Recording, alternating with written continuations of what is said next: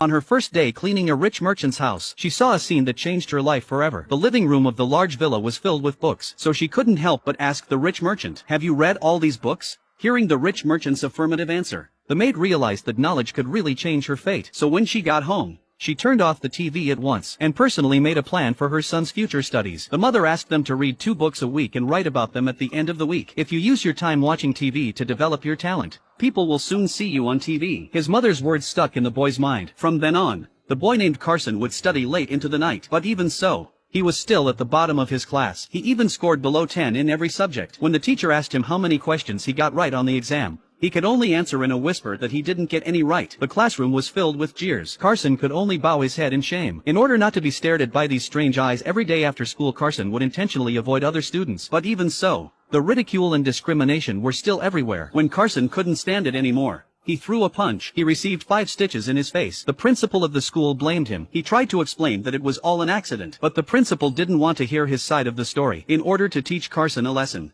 the principal took out Carson's report card for the quarter. It was filled with D's and F's. That's a sure sign of a bad student. The principal wanted Carson's mother to take Carson back to the school and teach him a lesson. If Carson continued like this, the school would have no choice but to expel him. On the way home, Carson told his mother that he would never hit anyone again, but he couldn't promise anything about his grades because he was doing the best he could. Maybe he was as stupid as his classmates said he was, but his mother was adamant. "You're just not using your intelligence. If you keep getting these grades, you'll spend the rest of your life mopping floors in factories. That's not the life I want for you." His mother's words struck a chord in Carson's heart. He was determined to prove his talent, but no one could have imagined that a student who was at the bottom of his class would become a world-renowned neurosurgeon years later. He even created a number of medical miracles that changed history. But in the days to come, even though Carson tried his best, Carson's grades remained the same. Until one day, his mother noticed that Carson's reading posture was a little off. She found out about it. She learned that his eyes were 600 degrees of nearsightedness, which may have been the direct cause of his poor grades. So in order to make a difference, his mother had to pay for a pair of eyeglasses to buy Carson a pair of glasses. And ever since then, the light in his dark eyes began to shine again. The words on the blackboard and in the books became clearer. Soon after that, his grades improved dramatically. For the first time, he stood on the podium and received praise from the teacher, a feeling he had never felt before. His young heart was greatly satisfied. It also inspired a desire to learn. So in the following years, he began to wander freely in the sea of knowledge, whether it was late at night in the library, or in his bedroom in the dimly lit room, even in the bathroom of his home. Carson could be found studying. Over time, Carson developed a curiosity to explore the unknown. Even an insignificant rock on the floor, he wanted to study it. And so, driven by his curiosity, he wandered into the vast library. He couldn't wait to check out all the books on stones. And it was this small act, in a lab class, he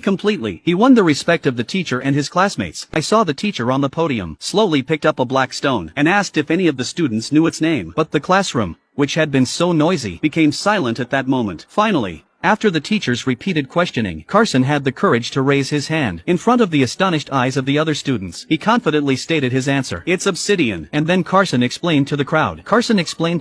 How obsidian is formed. Even the teacher didn't know the details, so after class, he left Carson alone, which made Carson, who's always had a low self-esteem, who had a low self-esteem since childhood, thought he had made a mistake. He subconsciously apologized to the teacher, but the teacher didn't blame him in any way. Then he took him to a microscope. The teacher asked Carson, "Do you know what this is?" "It's another world." The teacher's words filled his young face with confusion, but when he looked under the microscope, the so-called other world, his heart for the unknown, Carson's desire to explore the unknown became stronger. At the same time, the teacher's affirmation made Carson more confident. From then on, he was no longer afraid of any challenge. When asked questions by other teachers, he would always get up and answer. Without realizing it, Carson went from the bottom of the class and became the top student in his class. But just when things were looking up, Carson's mother suddenly collapsed from overwork. It turned out that Carson's father had chosen to abandon them before he was even born. For many years, his mother had to raise them alone. With only an elementary school education, she spent 15 hours a day cleaning houses for the nobility to make ends meet. Meanwhile, after work, she had to worry about her children's development. Years of injuries and illnesses. Her health is not what it used to be. Looking at her mother in the hospital bed, Carson was determined. When he grows up,